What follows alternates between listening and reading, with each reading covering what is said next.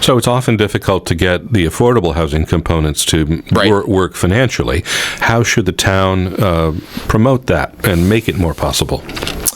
Yeah. And to your point, a lot of it's just going to be driven by markets and, kind of what developers are looking for in terms of price point. Obviously, a lot of the costs of inflation and building materials, I think to the point you're making, has made it hard to build below a certain price point.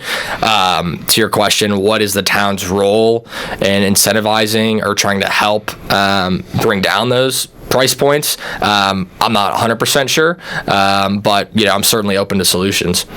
So one commonly used technique is to require a mix of market rate and affordable housing units within a single development. Mm-hmm. And then sometimes there are construction incentives and sometimes there are actual rent subsidies issued by municipal governments. What do you think of those tools, those two separate tools? Yeah, great question. I don't think rent subsidies is something that the town should be in the business of doing. And can you mention the other ones you mentioned again, Charlie? Construction subsidies or incentives. Yeah, great question. Again, by and large, I want to see these projects driven by the market.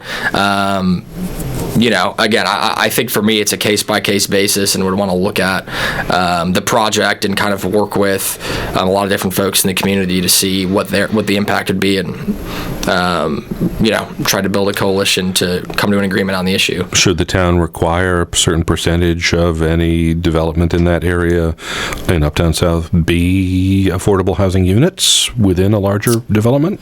I don't think the town can just economically without doing, I think, what you mentioned, without providing some pretty significant incentives. I think by and large we have to kind of rely on where the demand of the market is, and if there's things the town can do, I'm certainly open to it. But by and large, it's going to be driven by the market.